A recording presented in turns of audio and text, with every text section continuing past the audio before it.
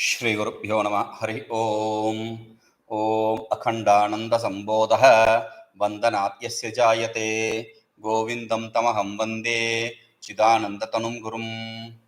So yesterday we were seeing, we gave the name of yoga to this samadhi state. We saw the different kinds of samadhi, savikalpa, nirvikalpas, and all that. In savikalpa, there are two. One is heard and perceived and heard. Okay, the second is heard. So we can understand it as the perceived is something which is gross and heard is something which is subtle. Like that you can understand. Okay, and there also we saw that there is another nirvikalpa. There is internal and external. We saw this internal and external. Internal means from the standpoint of the self. External means from the standpoint of the object, like that. Okay. Now, here the nirvikalpa, that nirvikalpa state, we explained it to be yoga. That is the samadhi, and that is called as yoga. If you say yoga, then we have to have the 8 limbs. Do we have 8 limbs? Yes. Here also we accept for, like in the Yoga Sutra, the yoga samadhi is accepted to be of 8 limbs. Yoga is accepted to be of 8 limbs. Here also we accept the yoga of 8 limbs. What are the 8 limbs? They accept and we accept. Same. What are they? So we gave the name yama, niyama, asana, pranayama, pratyāhāraḥ, dhāraṇa, dhyāna, samadhi. Okay, 4 and 4. The first 4 we completed. The first 4. Yama. What is yama? Brahmaivāsmīti. I am the absolute self. This thought and control of the sense organ is what is called as yama. Okay, that is yama. And what is niyama? Niyama, commitment. What is niyama? Niyama is he said, like we saw in nidhyāsanāt, dhyāna. The definition for dhyāna is same as here. So, which is sajatiya vṛtti pravāha, vijatiya vṛtti tiraskārah, brahmaṇandadāyinī. So, when you stay put in one thought function and give up the other thought function contrary to it, that is niyama, and it gives you happiness. Okay. Now that is the second. Asana. What is asana? To be stable in this idea that I am this. That is what is asana. Okay. Now, what is pranayama? Pranayama, first we generally gave the explanation for pranayama. The first thing is, everything is Brahman. With this idea, stably staying put is what is called as pranayama. Pranayama there had rechaka, puraka and kumbhaka. Rechaka to exhale, puraka to inhale, and kumbhaka to stabilize. It's neither exhaling nor inhaling. It is to hold. Okay. Now, holding for exhaling, we said give up the idea. Give up the understand the world to be illusory. Illusory means to give up. So, to fixing that the world is illusory. Okay. Jagat mithyātu nishchaya. And inhaling is puraka is aham brahmasmi, the idea that I am the self. Okay. The world is illusion is a rechaka.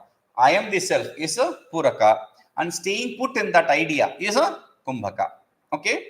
Now, after this pranayama, we have pratyāhāraḥ. Okay. What is pratyāhāraḥ in yoga? According to yoga, he says, vishya asamprayoge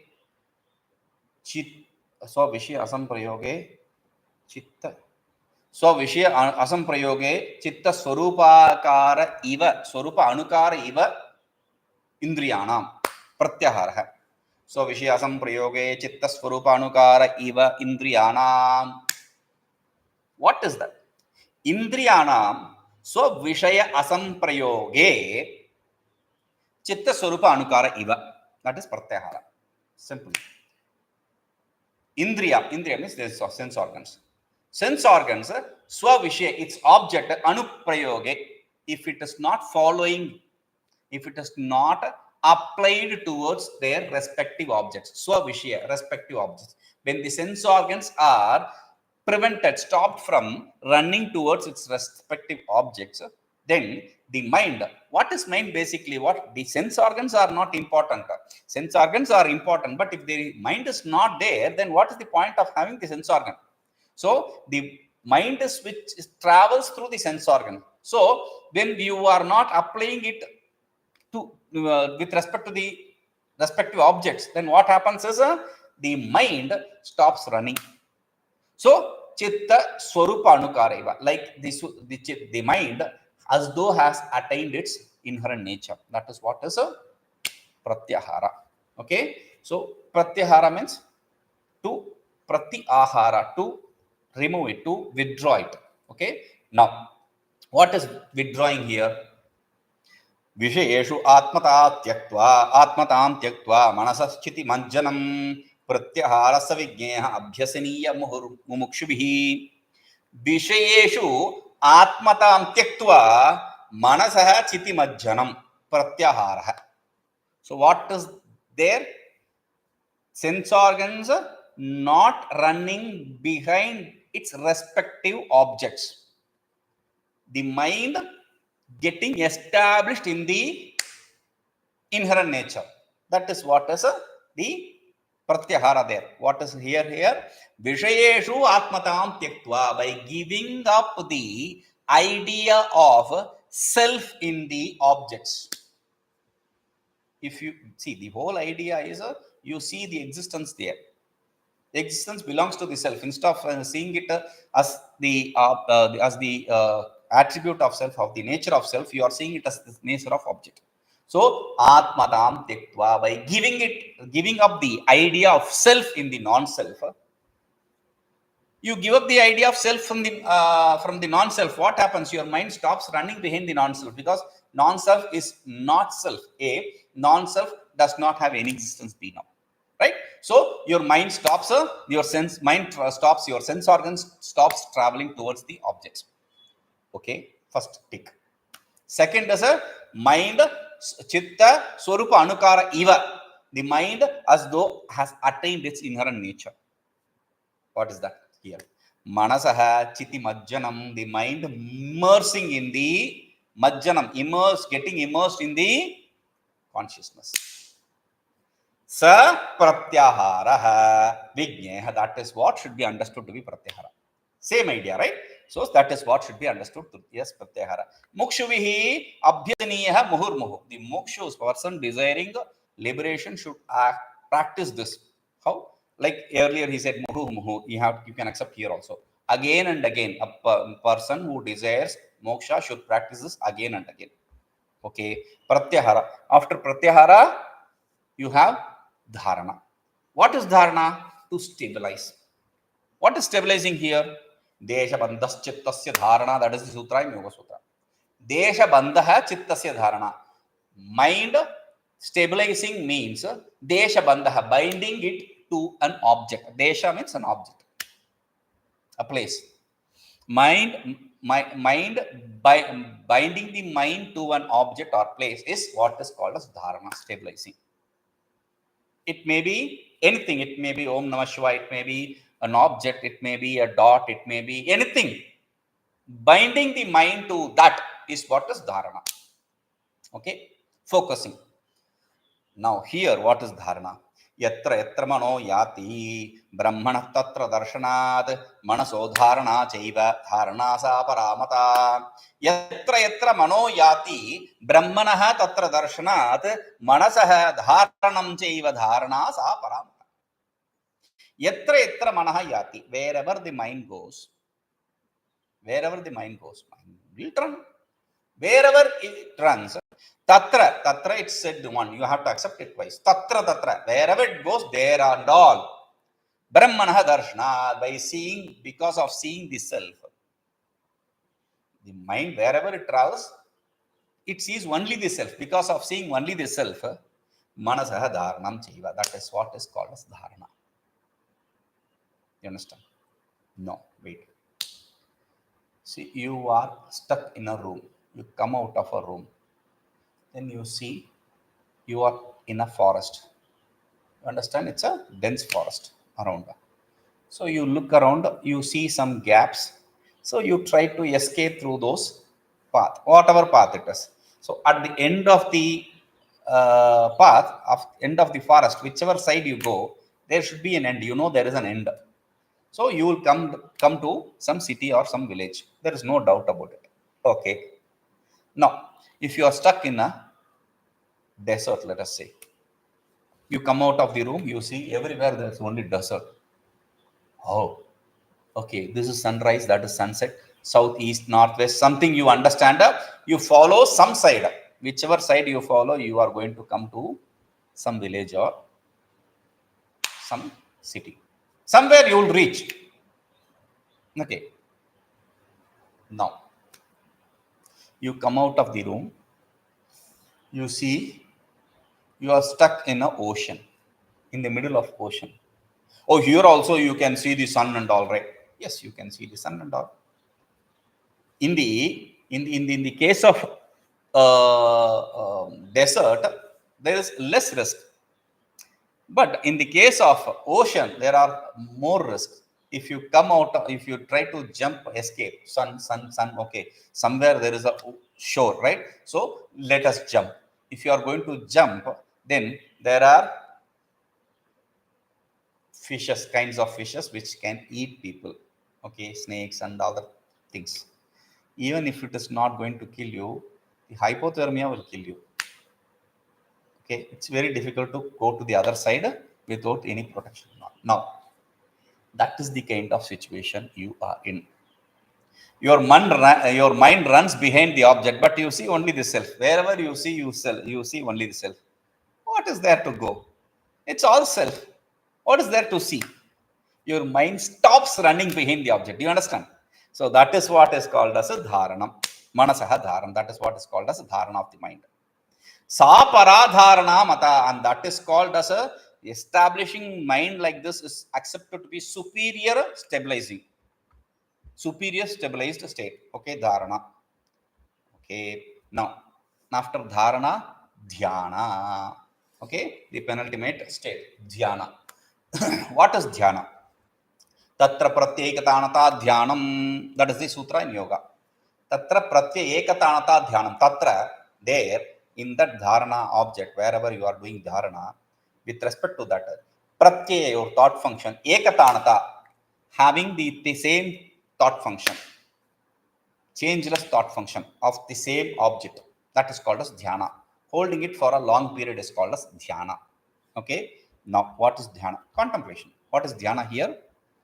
brahmaivāsmīti sadvṛttyā nirālambatayā sthitiḥ dhyānaśabdena vikhyātā paramānandadāyinī brahma eva asmīti sadvṛttyā nirālambatayā sthitiḥ dhyānaśabdena vikhyātā paramānandadāyinī. brahmaivāsmīti, I am the absolute self. Okay. Sadvṛttyā, with this kind of right thought function, sadvṛtti can be accepted as right thought function of existence or right thought function. Okay, thought function of the self. Nirālambatayā, because you are having the thought function of self, the thought function of self cannot be objectified. We saw the difference between the vṛttivyāpti and phala-vyāpti. With respect to the worldly object, there is phala-vyāpti. There is a pervasion of the result. The mind transforms itself into the result, the object. But here, there is no objectification. Nirālambatayā. Alambana means objectification. Holding on to that object. The mind becomes objectless. The mind is objectless. That state, nirālambatayā, being established in that state, the mind in the form of thought, idea of I am Brahmasmi, the thought function of the form of I am Brahmasmi, Aham Brahmasmi, I am the self, without objectifying it, dhyānaśabdena vikhyātā. That is famously known through the word dhyāna. Paramānandadāyinī, this gives the absolute bliss. See, in the niyama, we said the thought function of similar class and not being disturbed by another class. it gives you ananda. Here, the thought function of one class, which is a unobjectified aham brahmasmi thought. This gives you absolute bliss, because this is what is the truth, right? Wait. Is this the truth? You have to have akhandakara vritti. You are terrifying us with akhandakara vritti, and now you say this is the truth. Yes, we are in the seventh stage of yoga, seventh limb of yoga. You have one more limb, right? So that limb, what is that? Samadhi. This is the samadhi we are talking about. What is samadhi? He says, tadeva arthamatra nirbhasaha, tadeva arthamatra nirbhasaha swarupa shunyamiva samadhi. Yoga Sutra. Tadeva, that very dhyana, arthamatra nirbhasa, only the idea of the object, the self, the object, whatever there. Swarupa shunyamiva, as though there is nothing else. That is what is samadhi. Swarupa shunyamiva means as though you have lost your own self. That is what they mean. Okay. Maybe they have mistaken in the translation. Like that we can understand. Swarupa shunyamiva. Now, what is samadhi here? Careful. Nirvikāratayā vṛttyā, brahmākāratayā punaḥ, vṛttivismaraṇaṃ samyaksamādhirdhyānasaṃjñakaḥ. Nirvikāratayā vṛttyā, brahmākāratayā punaḥ, vṛttivismaraṇaṃ samyaksamādhirdhyānasaṃjñakaḥ. This is dhyānasaṃjñakaḥ. This is given the name jnana. Samadhi, this is samadhi. This samadhi is what is given the name jnana, knowledge. First, let us understand what akhandakara vritti does. We remember that, right? Akhandakara vritti is I gave an example. Like you have a poison for antidote, another poison as antidote. For one poison, you have another poison as antidote. For one scud, you have another missile as an antidote. For one iron, you have another iron as a beating vessel, beating instrument. Similarly, here Maya is destroyed, annihilated through another Maya of vṛtti in the form of vṛtti, right? And finally, that Maya also gets eradicated, destroyed in the same fire, like the stick which you use to control the fire. And finally, once the body is burnt, you throw that stick also in the fire, right? Similarly, that's the example we saw. Remember that. What is akhandakara vritti? Akhandakara vritti is a thought function which destroys other thought function and as well as destroys its own self. Swa para nivartya. It destroys para, others, and swa, itself. That is the nature of akhandakara vritti. The other thought functions, other vritti destroys the other vrittis, not itself. Akhandakara vritti destroys the other vrittis and destroys itself. Okay. Now we know what akhandakara vritti is. We remember what akhandakara vritti is. Now come here.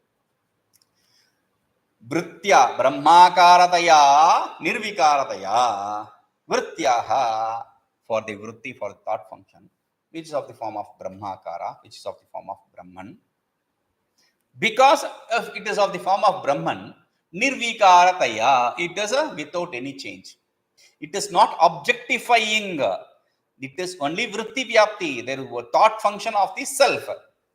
Brahmakāratayā. And since self is not multiple, there is no transformation possible. Therefore, nirvikāratayā. Okay. When there is a changeless thought function of the self, transformationless thought function of the self. Now, what happens? It has to destroy everything. Right? So, vṛttivismaraṇaṃ, forgetting the vritti, since it has taken the form of self, forgetting the vritti also, jnānasaṃjñakaḥ samadhi is what is the samadhi called jnana, which is also called as jnana. Okay, the thought function of the form of self, it makes you forget the thought function itself. That is what is called as knowledge. That is what is the samadhi we explained. Okay. Now we have explained all that which the disciple needs to know. The disciple needs to know for understanding the self, to be established in the self. Okay. But there is one more thing.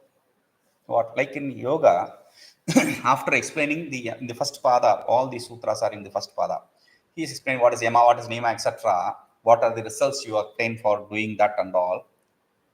And then finally, in the final sutras, he talks about the obstacles, the vignaha, the obstacles.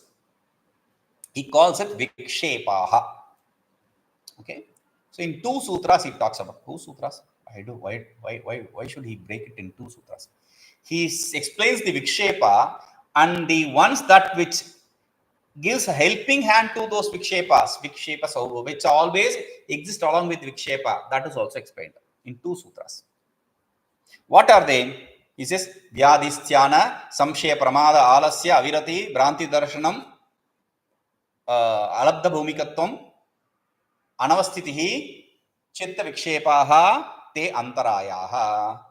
Chitta vikshepaha, these are disturbances, obstacles, troubles for the mind. Te antaraya, they are obstacles. They create a distance between you and the samadhi. What are they? Vyadhi, disease. If you have disease, then you have delirium, you cannot control your mind, there is a problem. Sthiyana, again, kind of laziness, greediness. Then samshaya, doubt. And this encouragement, that is what is sthiyana. Now, samshaya, doubt. Pramāda, carelessness. Pramādo vṛttyā, we have seen. So, carelessness, samshaya. Then we have ālasya, laziness. Laziness is a very big, huge problem. Alasya. Then avirati, not interested in doing anything. Why samadhi and all this? So not interested in doing anything. Then bhranti darshanam, erroneous knowledge, erroneous ideas, wrong ideas. And alabdha bhumikattvam, because you don't have the proper knowledge, you are not going to gain any state, any plane of yoga, of samadhi. So you even if you gain alabdha bhumikattvam, okay, labdha bhumikattvam, let us say, even if you have gained this state, some plane, you are not able to be stabilized in that anavastitihi. You are not able to stand in that for long time. Avastiti nasti, anavastiti. Since you are not able to stand it in that plane, these all becomes obstacles. Okay. Now, very next sutra, he says, chitta vikshepaha te antarayaha, he said. Now, vikshepa saha bhuvaha, these are all aids for the vikshepas. What are they? He says, dukkha daurmanasya, angame jayatvam, shvasa prashvasaha. The five as the aiding principles for the vikshepas, for the troubles. What are they? Dukkha, the sorrow. If you are in sorrow, if you are in pain, you cannot even concentrate on the worldly things. How can you concentrate on the spiritual things? People get lost completely. Okay? Dukkha. Daurmanasya. When you have sorrow, your mind becomes heavy. And then your body starts trembling. Angame jayatvam. Angam e jayatvam. Ejru company. Your body starts trembling. You are not able to stand. Sometimes when you are very angry and all, you will be like, nothing happens. Your body, your pressure shoots up and you are not able to move anything.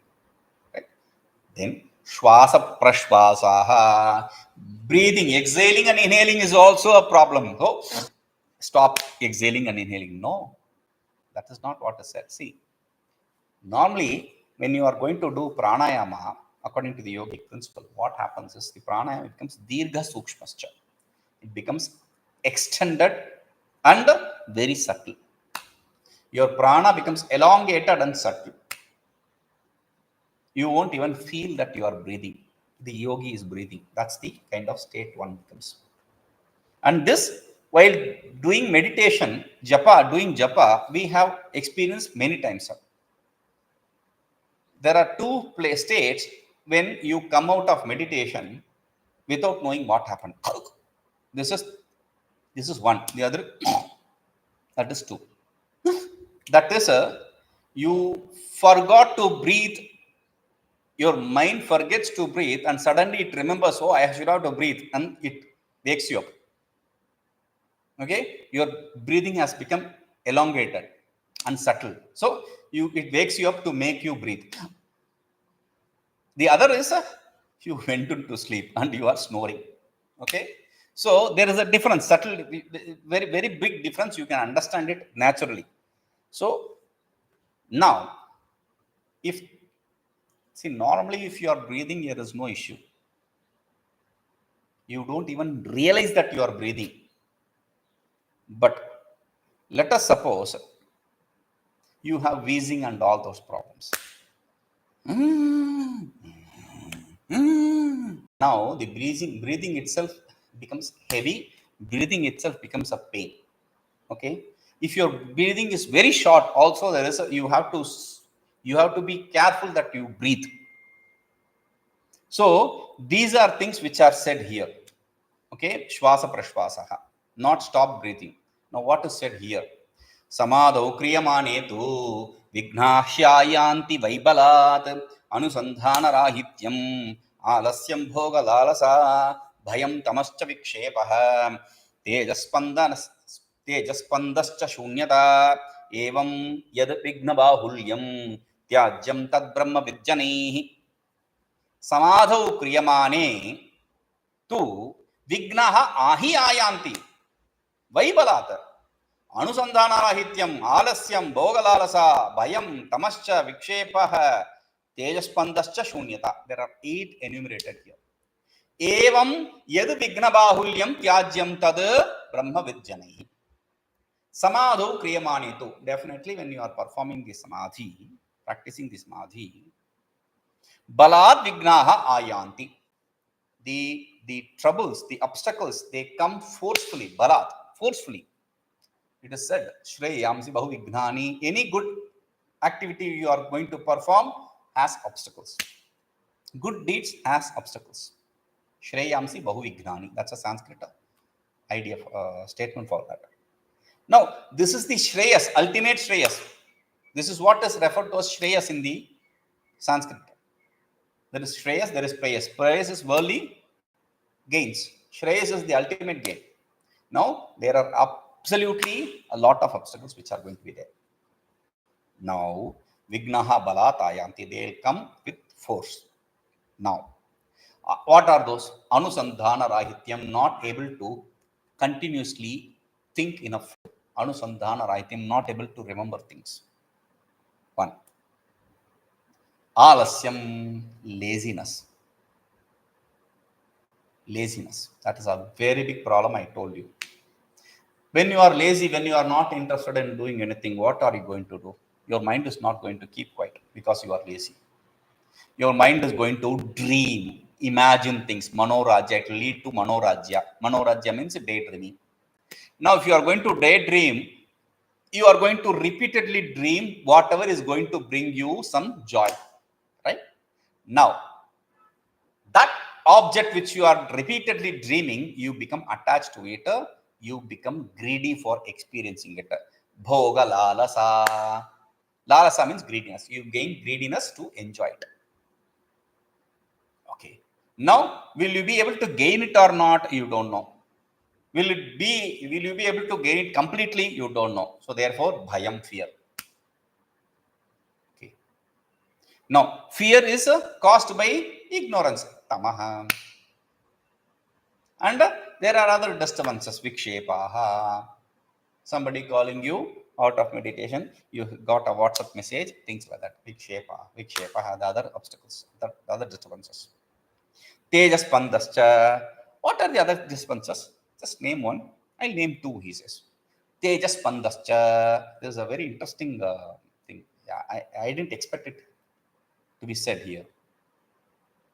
Because normally when you are going to talk about the troubles of yoga, sadhana, we're going to talk about different things, not this. But we have spoken it in different places. What is that? So much of surprise ideas. What is that? Teja spandaha. Teja means light. Spanda means flickering. When you close your eyes, there is a flicker of light. That is probably because of the tube light which you have in your room is a flickering. Or in the darkness, when you sit and meditate, sometimes you see some light dazzling in your front of your eyes. Happens. Remember, that is an obstacle. Another obstacle is shunyata. Nothing. There is a void. You completely see only voidness, darkness, blackness. You don't remember that there is a seer who is seeing that blackness, that darkness, that void, right? So that is also another obstacle. Now, evam yad vignavahalyam, only 8 problems, 8 troubles? No, evam. Similarly, whatever helps you to go forward, you have to take those help. Whatever stops you from going forward or pulls you backward, you should not think twice, give it up. Tad vita brahmavidyanaihi tyajyam. That should be given up by people who are intelligent, knowledgeable. You have the knowledge of the self, brahmavid, the knower of self. Janaihi, people who are the knowers of self. We have the knowledge, may not be immediate knowledge. We have immediate knowledge, right? So that those people should give up. Then vighnan etan parityaktva pramadrahito vashi samadhinishthaya brahma sakshat bhavitum arhasi. Now he is concluding this topic. Vighnan etan parityaktva pramadrahitah vashi samadhinishthaya brahma sakshat bhavitum arhasi. Etan vignan, these obstacles and the other obstacles, whatever you perceive as obstacles. Parityaktva, not giving up. Paritaha tyaktva, completely giving up, entirely giving up them. Pramadarahita, and without any carelessness. Vashi, having your sense organs under control. Vashikarasanya vairagyam. There is a vairagya named Vashikarasanya, Vashikara. Okay, so that kind of vairagya means complete control over your sense organ and your mind. Now, samadhrishtaya, being established in the samadhi, brahma sakshat bhavitum arhasi. You are eligible, arhasi, you are eligible, qualified for what? Brahma sakshat bhavitum, for gaining the immediate knowledge of the self. Brahma sakshat bhavitum means immediate knowledge. For gaining the immediate Brahman, immediate knowledge of the self, you are eligible. So practice that. That is what now finally the Guru gives what disciple says, thus we'll see. Om Purnamadah Purnamidam Purnat Purnamadachyate Purnasya Purnamadaya Purnameva Vishyate. Om Shanti Shanti Shanti.